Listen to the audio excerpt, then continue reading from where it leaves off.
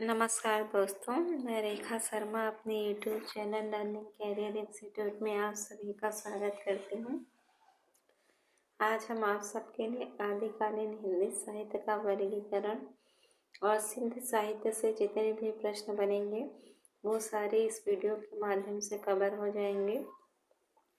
सिंध साहित्य के जितने भी कवि हैं उनकी रचनाएं तथा उन रचनाओं की विशेषता भी आपको इस वीडियो में देखने के लिए मिलेगी। यदि आप चैनल पर नए हैं तो चैनल को सब्सक्राइब करिए, लाइक करिए, कमेंट करिए, क्योंकि यह पहला ऐसा चैनल है जो आपको इस तरीके से थ्योरी क्लास दे रहा है। इससे पहले भी आपने बहुत से चैनल पर टीजीटी, पीजीटी या अदर एग्ज़ाम की तैयारी की होगी। आपने देखा होगा कि कुछ प्रश्नों के माध्यम से सिर्फ प्रैक्टिस ही कराए जा रहे हैं। तो यह आपका अपना विचार है कि आप प्रैक्टिस क्वेश्चन के माध्यम से करना चाहते हैं और थ्योरी के माध्यम से, लेकिन जहाँ तक मेरा अनुमान है कि यदि आप थ्योरी पढ़े रहेंगे और प्रश्न आपका वहाँ से बना तो एक भी प्रश्न आपका बाहर नहीं जाएगा, ये मेरी गारंटी है। चैनल पर प्लेलिस्ट बना दी गई है, तो जिन भी भाई बहनों ने पहले की वीडियो नहीं देखी वह अवश्य देख लें। चलिए देखते हैं।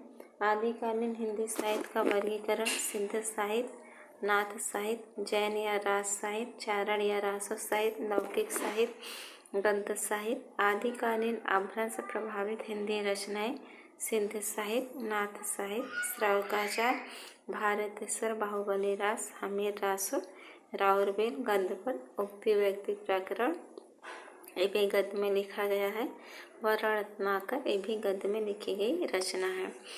आदिकालीन अपभ्रंश के प्रभाव से मुक्त हिंदी रचनाएं: खुमान रासो, बीसलदेव रासो, परमाल रासो, पृथ्वीराज रासो, जयमय, जयचंद प्रकाश, जयमय या जस चंद्रिका, चंदनमाला रास, स्थूलभद्र रास, रेवंत गिरी रास, बसंत विलास, खुसरो की पहनियाँ। ये ऐसी रचनाएं हैं जो आदिकाल में तो लिखी गई हैं, लेकिन अपभ्रंश का इन पर कोई प्रभाव नहीं पड़ा है। सिंध साहित्य का विकास किस प्रकार हुआ ये देखते हैं। सिंध साहित्य के विकास में बौद्ध धर्म ने अपनी अहम भूमिका निभाई। बौद्ध धर्म दो भागों में बटा है, महायान, हीनयान। महायान की और भी शाखाएं हैं, मंत्रयान या ब्रजयान, उसके बाद सहजयान। सिंध साहित्य देखते हैं। मंत्रों द्वारा सिद्धि प्राप्त करने की चेष्टा करने वाले साधक सिद्ध नाम से प्रसिद्ध हुए।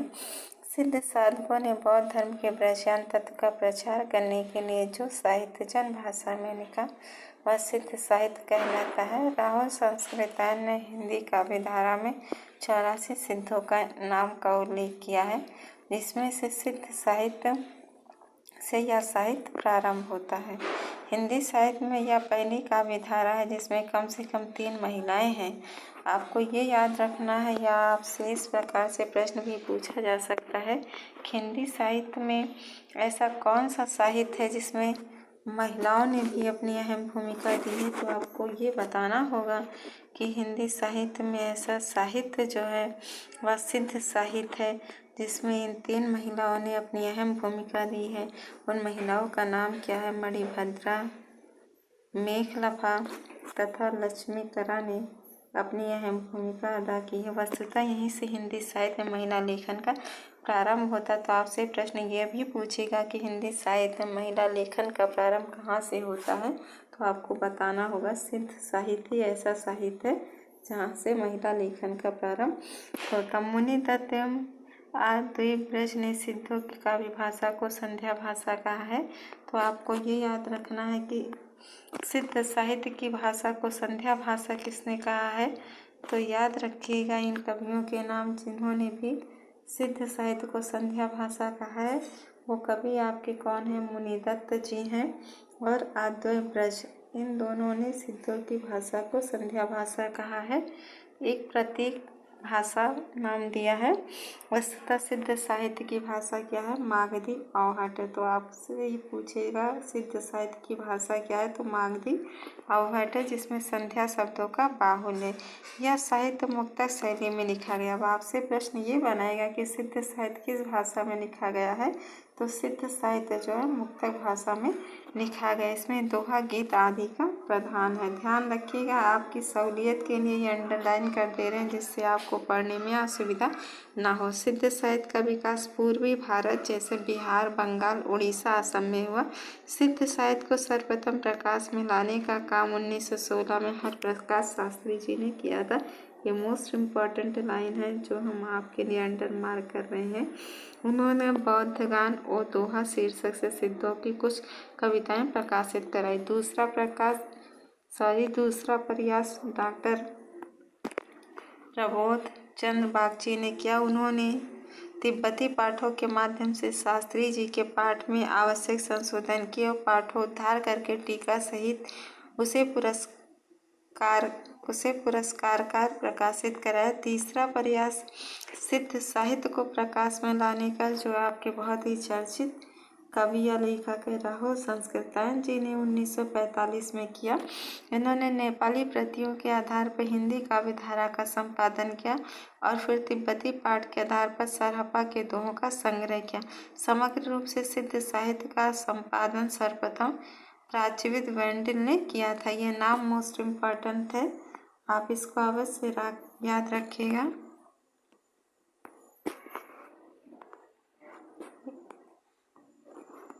यह नाम आप जरूर याद रखिएगा किसके द्वारा किया गया है।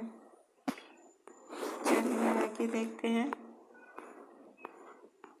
सिद्ध साहित्य की साहित्यिक देन इतनी है कि इन्होंने छरिया पदों को विविध राग रागिनियों में मिलाकर परवर्ती गीत काव्यों जयदेव, विद्यापति, सूरदास आदि के मार्ग खोल दिए तथा श्रृंगार को काम संबंधित बनाकर इन्होंने इसमें नाना काम कलाओं का अंकन किया। दर्शन के क्षेत्र में इन्होंने शंकराचार्य के मायावाद के लिए पथ प्रशस्त कर दिया। सिद्ध साहित्य के प्रमुख कवि देख लीजिए, सरहपा आते हैं। इनके द्वारा लिखी गई रचना दोहा कोश तथा छरिया गीत कोश है। सरहपा सिद्ध साहित्य तथा हिंदी साहित्य के आदि कवि कहे जाते हैं। आपसे प्रश्न ये बनाएगा कि सरहपा किस साहित्य के आदि कवि कहे जाते हैं।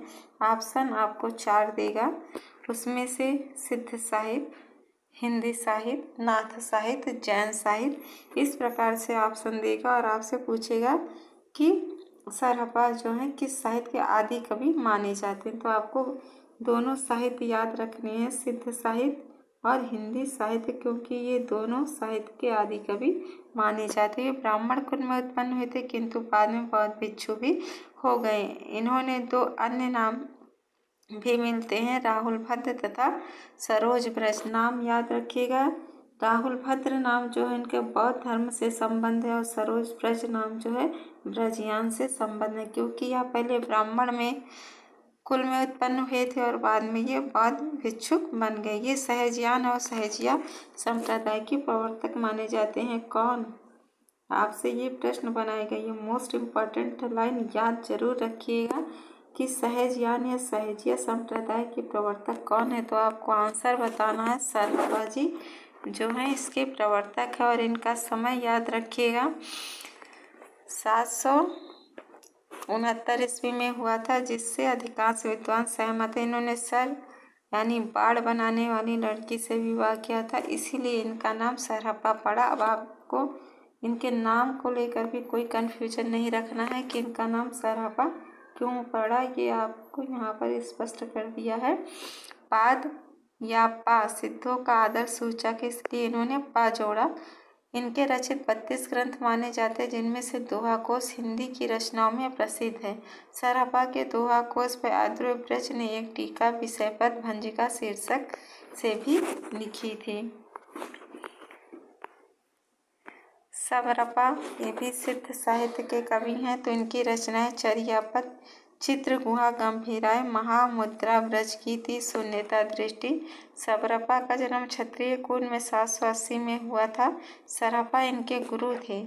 अब आपसे प्रश्न ये बनाएगा कि सरहपा के गुरु कौन थे, तो आपको याद रखना सरहपा भीलों और सबरों की भांति वन्य जीवन व्यतीत करने के कारण इन्हें सरहपा या सबरपाद नाम प्राप्त हुआ। राहुल संस्कृतायन ने इनके अनुदित ग्रंथों की संख्या 26 मानी है। चर्यापद इनकी प्रसिद्ध पुस्तक है। सरहपा की पुस्तक का नाम क्या है, तो चर्यापद याद रखिएगा। इन्होंने सिद्धों में प्रचलित आध्यात्मिक प्रतीकों का प्रयोग किया है। जहाँ कहीं इनकी कविताओं में ऊंचा प्रयोग आया है वहाँ सस्मना नाड़ी का प्रतीक है, सबरी नैरात्मा का प्रतीक और सबर साधक का। चलिए आगे देखती हैं। लुइपा कवि आ गए हैं। इनकी रचनाएं अभिसमय विभंग है, तत्व स्वभाव दोहा कोश है, बुद्धोदय है, भागवत अभी समय है, लुइपाद गीतिका है। 84 सिद्धों में लुइपा का स्थान सबसे ऊंचा है। अब आपसे ये पूछेगा कि सिद्धों की संख्या कितनी है, तो आपको याद रखना सिद्धों की संख्या 84 है। इसमें लुइपा जो है सर्वश्रेष्ठ स्थान पर विराजमान है। ये सब्रपा के शिष्य थे तथा उड़ीसा के राजा धर्मपाल के शासनकाल में इनका जन्म एक कायस्थ परिवार में हुआ था। दारिकपा और डेंगिपा इनके प्रमुख शिष्य थे। राहुल संस्कृतायन ने इनके 7 अनुदित रचनाओं का उल्लेख किया है। बाप से ये प्रश्न पूछेगा कि लुइपा के कितनी रचनाओं का राहुल संस्कृतायन जी ने अनुवाद किया है, तो याद रखिएगा इनकी 7 रचनाओं का उल्लेख किया है। उपयुक्त विवेचित 5 ग्रंथ अपभ्रंश भाषा में है। किसके? लुइपा जी के 5 ग्रंथ हैं जो कि अपभ्रंश भाषा में है। इनकी कविताओं में रहस्य भावना की प्रधानता है। लुइपा जी की कविता में किस भावना की प्रधानता है? तो रहस्य भावना की प्रधानता। आगे देखिए डोम्बिपा की रचनाएं। इनकी रचनाएं डोम्बिप गीतिका, नाद बिंदु द्वारे, योग चर्चा, अक्षर द्वीपकोश देश। डोम्बिका का जन्म मगध के क्षत्रिय परिवार में 840 ईस्वी में हुआ था। ये विरूपा के शिष्य थे। इनके रचित 21 ग्रंथ बताए गए। किसके? डोम्बिपा जी के 21 ग्रंथ बताए गए हैं, याद रखिएगा इसको। अब आपके अगले कवि सिद्ध साहित्य के जो कर्णपाद हैं, इनके गुरु जलंधर थे तथा इनके लिखे 74 ग्रंथ हैं। इनका जन्म कर्नाटक के ब्राह्मण वंश में 820 ईस्वी में हुआ था। बिहार के सोमपुरी में रहते थे। रहस्यात्मक भावना से परिपूर्ण गीतों की रचना करके हिंदी कवियों में प्रसिद्ध हुए। अब कानपाद जी के प्रसिद्धि का कारण क्या है, ये आपसे पूछेगा, तो आपको बताना है रहस्यात्मक भावना से परिपूर्ण गीतों की रचना करने के कारण यह हिंदी साहित्य जगत में प्रसिद्ध हुए। तो आज की वीडियो में बस यहीं तक। नेक्स्ट वीडियो में किसी अन्य टॉपिक पर आपसे बात करेंगे। यदि मेरे द्वारा किया गया यह प्रयास आपको सराहनीय लगे तो चैनल को सब्सक्राइब कर सपोर्ट कीजिए। यदि आपकी अपनी कोई क्वेरी है या आप अपना कोई सुझाव देना चाहते हैं तो कमेंट बॉक्स में कमेंट करिए। चैनल को सब्सक्राइब कीजिए। यदि वीडियो पसंद है तो प्लीज़ लाइक कीजिए। बहुत बहुत धन्यवाद आप सभी का।